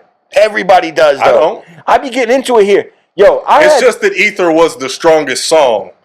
It was. You know what drives me crazy is the only thing I'll say about this is like, I'll be talking to motherfuckers about this specific thing in hip hop. And I'll be trying to tell them like, look, I'm not trying to do I'm from New York, so that shit was different. Yeah. But guess what? I'm from New York, and that shit was different. Bro, me and my homie still to this day talk about being in the park, surrounding the Sony, the day that K-Slay played Ether on the radio. Motherfuckers didn't have that experience here. That is just a fact. Yeah. So when we heard it was fire. Yeah. But I promise you, in that moment, it didn't have the impact it has now looking back, yo. Yeah. Because when it came out, we knew that it was a lot, we didn't know Hove type shit, but the feel of the people was, yo, a lot of that is fabricated. A lot of that shit is made up. You know what I'm saying? And then when Hove came with more and more songs and was telling facts, that's why it felt like he won the war with the people that I was around. Ether was still the 10-8 round in the battle, man. though. I didn't feel that way in the moment. That was the one 10-8. Most people say that, so I can't really argue it. Yeah. But I'm just saying, in the moment, it didn't feel as much of a knockout blow as motherfuckers try to tell me to this day. I'll be in my homie house here in Iowa, and I'll tell him that, and he'll be like, "Well, I heard it 5 years later, and it killed him." I'm like, bro, I'm just like, I was there though, and it didn't really feel like that. That fight because the beef wasn't over after Ether. That's what I'm trying to say. No, it wasn't over. To most people, it was. They kept throwing jabs. Most people ain't even heard Takeover. They heard threw Ether, jabs bro. for like 3-4 more years. Bro, Melody be playing Ether in her fucking playlist, and I'd be mad and shit. I'd be like, get your own ride to work. The fuck? You remember when? I'm a hater, yo. Remember when Nas got on that Lil Jon beat? First of all, this is Nas. I'm a Braveheart veteran. Yeah. Y'all already know who I'm better than. Like, you know exactly who he's talking about. Yeah. Because the shit was still, like, they kept jabbing each other for years after that. For sure. You know? Good rap beef. That was a good rap beef. I mean, it's the best one I've been alive for. It was a good one. I mean. Well, probably. This Kendrick. The magnitude of it. You probably weren't paying, because you're so anti-hip-hop. I went ahead and dialed into it because I hate Drake so much. Bro. They went back and forth, bro. Like, Drake's Family Matters was a heater, bro. I listened to it as a diss track. It was a heater, It's just like when you know it's coming from a bitch, it don't hit the same. You know, he's just a bitch. Like, it'll never hit the same. You don't think whether it was technically good, because it was. He's just a hoe. Like, there's no. You hate Drake? I hate Drake's guts. You don't like none of his music? Nothing he's ever done. You don't like anything about him? Nothing. You don't think he's a cool guy? No, fuck Drake. And I've been saying fuck Drake. Yo, you sound like DMX. Remember when DMX wasn't feeling Drake? That man, You remember that interview? That's my spirit animal. Of He course I do. said, "Fuck Drake." That's literally, I think, what he said on the Breakfast Club. He said he don't like how he looks or anything. Drake. Yep. Yeah, I don't got nothing against Drake. There's a lot of Drake fans watching this, bro. I hate that creamy ass music, man. Yo, boy, you can't just throw creamy out there, bro. The fuck? Creamy ass. Yo, why is Drake creamy? Fair That's skin, hilarious. Good hair music. They said he's like his coffee extra creamy. That motherfucker, damn, Drake. Okay. But we gonna get into hip hop too. We just gonna have fun, man. I'm glad you podding, yo, because you know, I think a lot of people wanted to see it. Yeah. You know, so and I think you have a lot to bring to the table, and I'm really excited about the challenges ahead. Yeah. I really am. I'm definitely gonna challenge that No Limit take for sure. For sure. Listen, can I explain myself for a second on No Limit? You were supposed to, and I think you dodged it because you know it's ridiculous. I'm not dodging it. Yo, his favorite rappers of all time came from No Limit Records. Yo, I want y'all to process that. Listen. If we didn't tell you who they were, and one of them might not be a favorite rapper now because he's a weirdo. Yeah, he's out of there. But his favorite rappers all came from No Limit. If you had to whoa. See, you fabricating all? One from my top 5? Now it's all of them? I didn't even. When I said that, I'm like, damn. It sounded crazy. You don't have to do me like that. Yeah, it sounded crazy. I'm just the world's... It was too. I'm just the world's biggest Fiend fan. It was too. And Mystical, though. I do love Let's Mystical. remove the bullshit. But Mystical ain't as good as Fiend. But yes, he was in your top 5. But that was a different top 5. That's not greatness. We were talking about just like enjoyability. Was they listening? Mystical's fucking fun. Was you different for listening to No Limit here, or did they do that in Iowa? Did they listen to a lot of No Limit? Oh, No Limit was cracking here. They didn't listen to No Hove here? Yeah. What about DMX? Yeah. DMX ran the fucking world. They listen to Biggie here? Yeah. You absolutely. Sure? Absolutely. Or did you? Absolutely. Everyone did. For sure? Yeah, oh yeah. Tupac too? Yep. So y'all just had all the music here? We had everything here. There's this... Bro, we didn't have it in New York. I'm not going to lie, bro. I didn't hear like UGK, Scarface. We got none all of that shit, bro. I didn't hear none of that shit until I was an adult. I was getting Swisher House mixtapes in 98. Yo. We got everything here. Bro, Texas. Yo. We got everything here. Texas might be my favorite rap scene outside of New York, I think. Atlanta's fire too. Memphis is all right. People like Miami a little bit. But bro, Texas? Fucking Chameleonaire is one of the best rappers that people slept on, bro. Chameleonaire's dope. He could rap, dog. Paul Wall's dope. Bun B. Bun is dope. You know what I'm saying? Love fucking Scarface is dope. Obviously, yeah, legend. He at the legend table, the God tier table. Detroit's probably pretty fire too, no? No, not really. Detroit ain't deep. Well, Royce and them, no. The top tier is amazing. That's it. But yeah, it's not real deep. What was it, like T Grizzly? Yeah, I don't even know. Like, actually, I can't really name. Because I don't think Jay Dilla's from Detroit. I don't think anybody in D12 is great. Like, no, they weren't. No, hell no. Nah. Chicago's decent. Common, Kanye. I'm not a big Common fan. Twista. Yeah, I love Twista. L.A. I guess probably. I should have said L.A. Sure. Right? Because that's Tupac. And that's Snoop. Memphis is growing on me. You mentioned Memphis. Yeah, Memphis is good. Memphis ain't better than Texas. Think so? No, it's not as deep. Yo, I think you like Trick Daddy a lot. I love Trick. You do, right? I have a Trick theory. But Miami, that he's better than Tupac? No, that him and Tupac are pretty much the same rapper. One's got a southern drawl to his voice. They rap in the same cadences. No, hell no. Bro, they rap the same way about the same shit. They both have more filler than anyone else. No, wait a minute. Trick was telling stories like that? God, bro. Trick was preaching like that? You need thug.com. Sound just like... Yo, Trick Daddy didn't do shit but make me mad, bro. Trick was South Pop. That's what I call him. I just didn't... Did he rhyme? Did his words rhyme? Yeah. I never heard him. All Tupac ever did was rhyme the last syllable of a sentence over and over. That's the same thing that Trick does. They're the same rapper, dog. Pac had a beat, so I do care about beats though. Mm-hmm. Like, so if it doesn't grab me, I don't hate Trick Daddy. I just don't. The Miami scene is kind of weak to me. But I don't even really know. I want y'all to let. That's a point I want y'all to just. Y'all tell me. Do y'all see similarities in Trick Daddy and Tupac? I might have missed out a little bit on the Trick Daddy era. Because if you're not a person who listens to music as technically as I do, they're not going to see it. People probably. So when you say that, people probably say you're crazy. Yeah, because they can't hear past the difference in the voices. Well, and the rhyme patterns aren't the same. They're the exact same, though. It's the same brick builder basic flow. I don't know, man. You think so? Yes. This is the thing. We're going to do some deep dives as we go through this show. That might be one of them. I might have to go back and listen to some. I'm going to have to go back and listen to some fucking No Limit, apparently. Which is, because I got to understand. No, I got to understand. Listen, I don't understand. Most of the Fiend work that I love so much is long after No Limit. You like Limit. Petey Pablo? No. I just use him as an example. I only know 2 songs he's ever been on. He seems like an obscure guy. No. What about Jail Felony? No. Okay, I don't know why. That's random as hell. Not my thing. Jail Felony's trash. So, but LA is probably another popping scene. Yeah, I mean, I got to give it its credit. It's not my cup of tea. You don't fuck with Snoop? Snoop is Snoop. But Doggy Style, though, was lit, right? Yeah, obviously. Doggy Style was lit. Yeah. I That's actually the only album I really fucked with. Crooked Eye. Oh, wait. So where were you at with No Limit when Snoop came there? I thought it was a bad fit. But, like, where were you at with No Limit at that? You were still a No Limit fan at that time? I loved it, yeah. Oh, so you was all in. Yeah. That was only, like, late 90s when that happened. I wasn't off that yet. I wasn't off that yet. Got it. You got to remember. Shout out to No Limit. You got to remember the life I'm living at that time. Like, we just running around beating people up. For sure. It was running around beat people up music. Was it, though? Yeah, man. But so was, like, Big, though. Nah, that shit was... Like, kicking the door and shit? Like, that's what I'm saying. It was all that New York... And, like DMX, right? Rob, that was robbery music, though. X was. But all the rest... Biggie was, too, yo. All the rest of New York Give me the loot. Biggie was too complex for us as beef. As 16, 17-year-olds. Maybe, we just wanted rowdy shit. That's fair. You know what I mean? MOP. Yeah.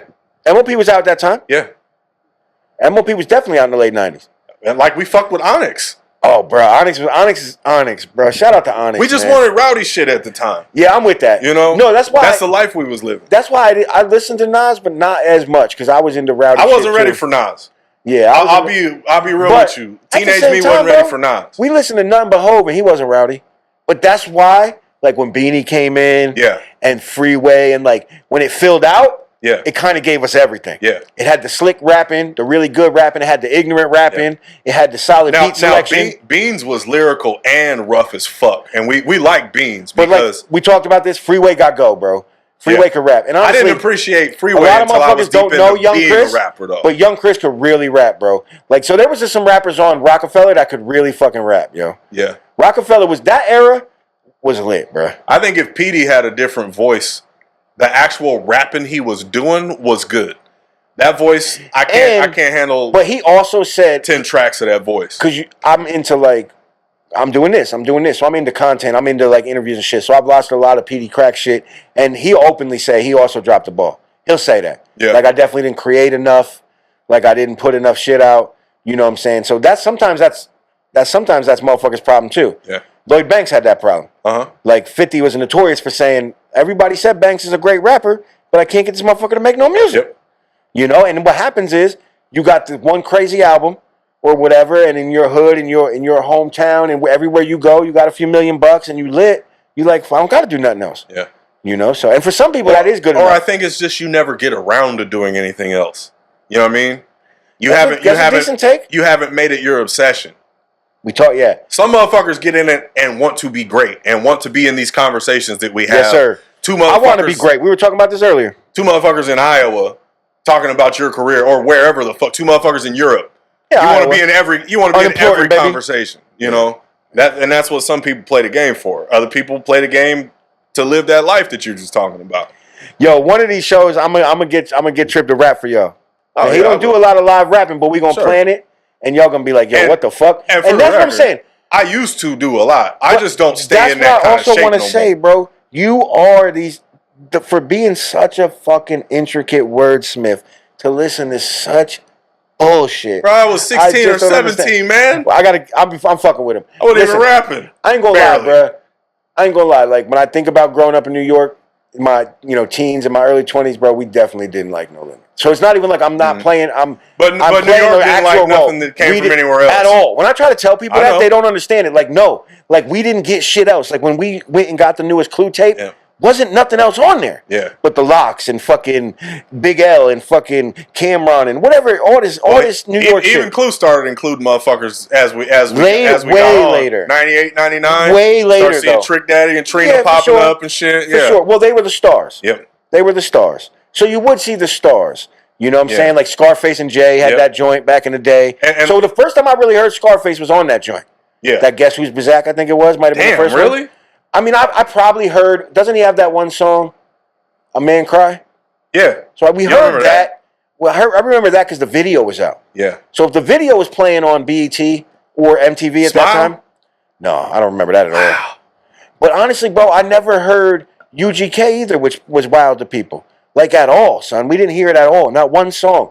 But when I moved to Ohio, I got opened up to all this different shit that we didn't hear in New York. Bro, we were so New York centric. It was crazy, yo.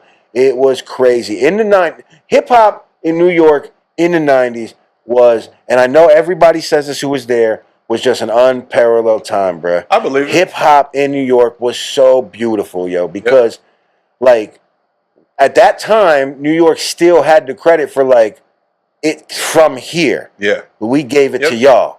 You know what I'm saying? So it was just such a I love that. You know time, what's man. so cool though? Bro, getting music, like that's can we talk about that maybe literally one of the fucking downfalls of society is the fact that we get so much music that we can't sit with anything, dog. Because back in the day when you got a new album and you sat with it for 6 months, bro, it changed your life. But do you remember the event Bro, of acquiring a new album? When Get Rich or Die Trying came out in 2003, I can remember my whole life that year. It was like the backdrop to my life. And it was the same thing in 96. I remember when I got my first Sony in New York, we used to put the batteries in the Sony. I walked to school 7 in the morning. Sony loud as hell. I had motherfucking It Was Written and Reasonable Doubt and Ready to Die. Those were the 3 tapes I remember getting at the same time, bro. Mm-hmm. And it was a time to be alive, son. Yep. And you sat with those albums and listened to them over and over, and you obsessed with them, and they became like today. Can these? I don't even want to say kids. Can people today say the music of today is a backdrop to their life at all? They can, maybe in the sense of everything moves so quick, so that might make sense. They can't even listen to an album in order.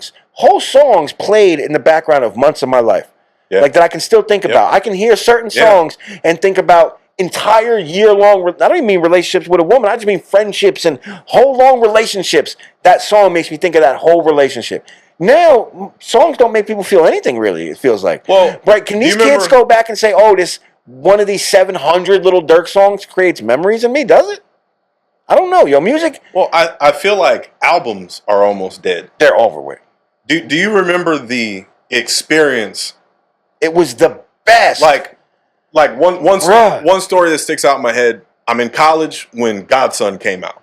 Good album. So the intro is my shit. Get down. It's me, my man Ace, who taught me a ton about hip hop. He's from New York. Yeah, shout out to Ace. And my man Banks, and that was that's my crew. Not Lloyd.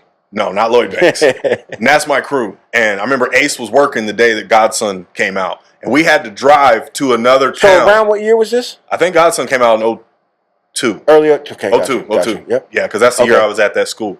So me and Banks drove 50 miles to this other town to cop the album.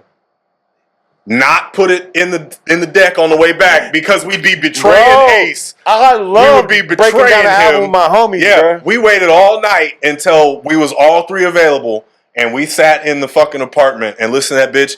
And it was just a common understanding no one's supposed to talk. Nothing. I don't think anyone experiences albums in the way that they were intended to be heard, in order. I think it's a dead experience, and it was the most. We did that with every anytime M would drop or J would drop or Nas would drop. We did it with Get Rich or Die Trying. Bruh. We did it, all these. I remember when Jadakiss first solo shit came out. And we would do it. We do it with the 4 or X 5 albums, times a year, with the and X it would be albums. a fucking event. We'd have it on the calendar. We couldn't wait to just consume this piece of art, and it's a dead thing now. These people are not even listening to albums. No, that's a fact. And honestly, for us, again, being kind of in New York, kind of being in that spot, we would literally go to Fat Beats on Friday. We'll get the newest Clue tape, whatever mixtape would come out on that Friday, and it was an event, dog. Yeah. It was an event. Because, there would be different DJs, and you would be waiting to catch the freestyle at the beginning and all. Yo, music was an event, son. Music was an event. Same thing with videos. Yeah. It'd be like, the Triumph video, I remember, was such a big deal. I remember that. Because it was it had the it had the bees, and it was just crazy edit. I remember the Triumph video's coming out today. We sat around the TV to watch that shit. You know what I'm saying? Music was an event. The son. Victory video felt that way. Oh my God, yeah, hell yeah, yo, yeah. Music was an event, yo. Yep. Music was an event. Like, and it's just not anymore. And that's why I wanted to say, Oversaturation, over accessibility. it's over. It's over. Like, it's so sad. No one's experiencing albums now. there was a fucking insane episode recently. Joe Rogan had Terrence Howard on. I don't know if you've seen some of the. I heard the whole entire thing, actually. So he talked about music at one point, though. That's the point I was going to bring up. And he's like, back in the day, music would like infuse a little bit of your DNA with your people that you experience that same song with. Yes. And he was like, you'll see them later on, and that song will come on, and something will happen in the DNA of that group. And he was like, and if another person is there that doesn't have that same connection to that song, they don't feel that, whatever wording he used, that transformation, that transition. And that just stood out to me to what we're saying, because I think music back then would literally connect with your soul. Like our parents, parents got that way more than we did. You going there right now. Our parents got that way more than we did. Like it was a part of your soul, and it was almost like energy. Let me bring it back to where we started this whole pod. It's so amazing that you came to this point, because that last time I did mushrooms. Stay up, drugs, kids. Hey, now you see me, Sonic Militia. I'm talking about, my man Vern and Joe. So the GOAT. So I had their instrumentals playing, and I'm getting deeper into the Tripp, and I just started crying, and I'm like, I can feel their souls in the art that they made, and we are connected. You know what I mean? Beautiful thing, son. I could feel. I love that. For a minute, while I was tripped out so far, I could feel the parts of their souls that they put into the art that they made. And I understood at that moment that people are leaving pieces of their soul in their music. And now it's just being thrown away, bruh. Yeah. It's being thrown away. Because I leave my pieces, because when I did Jan's Boy, I was emotionally exhausted from digging into something that deep. Excellent piece of work. Thank you. Excellent piece of work. I had to take a break. I had to hit Vern and Joe. We were probably 8 songs in, and I think we ended up with 15 on there. And I was like, yo, man, I have dug so deep into my trauma and my childhood and all my sadness. I'm like, I don't have any more gas for this right now. Like, I have to step away. I'm a highway boy. I stepped away for like 6 months on that project because it was such a soul drain, No, I'm glad you said. So, what happened to music? So that's what I'm saying, man. So y'all missing that, like, so there's just a piece of when so much of it comes out, I just feel like, and you can't sit with it, that connection isn't being made. Yeah. You know what I'm saying? That experience isn't happening. I mean, the fucking songs are 2 minutes and 11 seconds it's now. All over, bro. Attention span is cooked. It's over, yo. And my attention span is cooked compared to what it used to be. Same. I'm not going to act like I'm innocent. I got the attention span of a box of condoms. You know what I'm saying? I have a hard time. I have a hard time watching shit on TV. Bro, I say all the time. If I can't get locked in immediately, I'm out. This is why I love movies so much. Motherfuckers be like, because I don't watch no shows. I'd be like, bro, I don't have the attention span for 6 seasons. I said, if I can sit down for 2 hours, knowing you're going to wrap up my story, you're going to get me back out of here, I can dial in for the most part. But you want me to watch a show that goes on for fucking 7 seasons? You think I got a month and a half to watch this shit? I'm going to be checked out in an hour and a half. I never make it through series. That's why I like movies so much. I watched Get me out of there. I watched like 4 episodes of Snowfall, and I was like, God damn, this shit is fire. Never watched another one. The last show I watched. Never turned it back on. Bro, the last show I watched in its entirety. Actually, I did watch The Office. I ain't gonna lie. We all have our comfort shows. But the last show I went back and watched in its entirety was like 5 years ago. I went back and watched The Wire. Yeah. And it was excellent.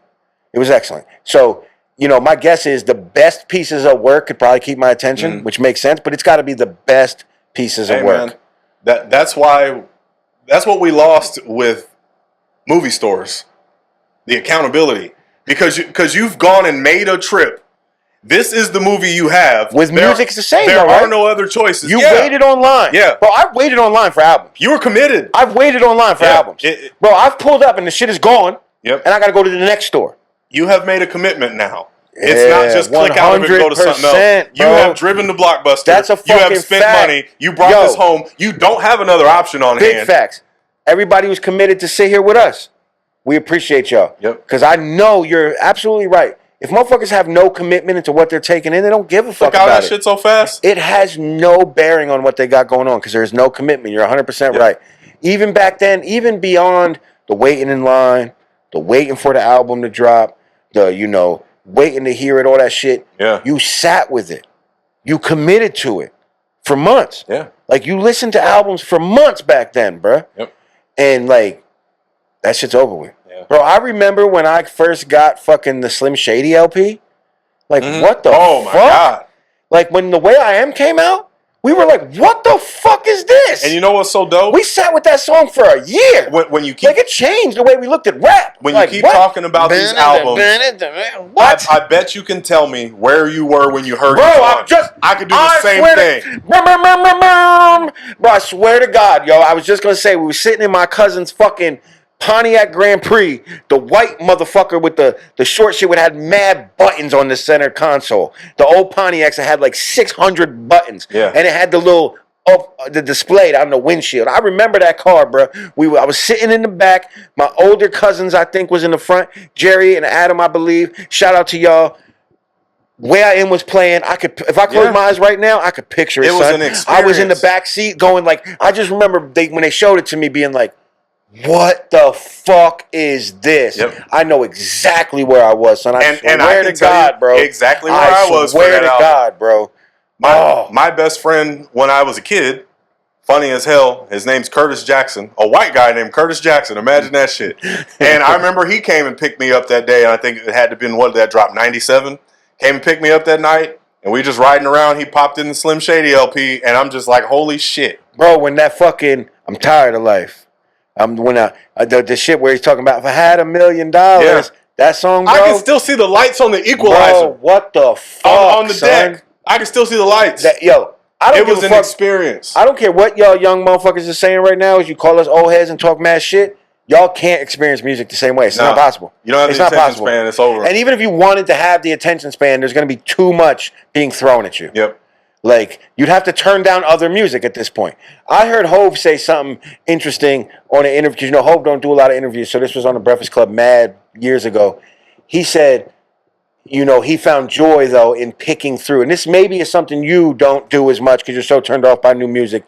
But he said he found joy in picking through it and finding the gems because they are still out there. Which is a fair thing to say. I'm sure there's some good music still out there. So this is the being way made. You just got to search for it. But this is the way that new music comes to me and how I find some new artists that I like. I don't make playlists. Same. I let the algorithm tell me. Yes. I either listen to an album based off of what I've been listening to. Or I let the algorithm rock. Yeah. So if I'm on Fiend channel and the algorithm... How does that... What is that even... I'm saying... What's on it? 6 songs? Bro, he's got albums on albums. But I'm just saying, Fiend, whoever... The algorithm's eventually going to take you to a feature of someone you haven't heard. Yeah. Every once in a while, that person I've never heard impresses me. And then I go on that person's channel, and then now I have a new rapper I like. It's been a while, though, huh? But it's been a while. It doesn't happen often. I found... That's how I found Lil Dicky? Yeah, that's how I found Dicky. Same. And I think Don Tripp is outstanding. I never heard him. I never heard What? I never heard Bro. him. I know who he is. Yeah, I know who he is. He's a monster. And I don't know what I heard him on, but I didn't look him up. I heard him on something else. I'm like, oh, this motherfucker's spitting.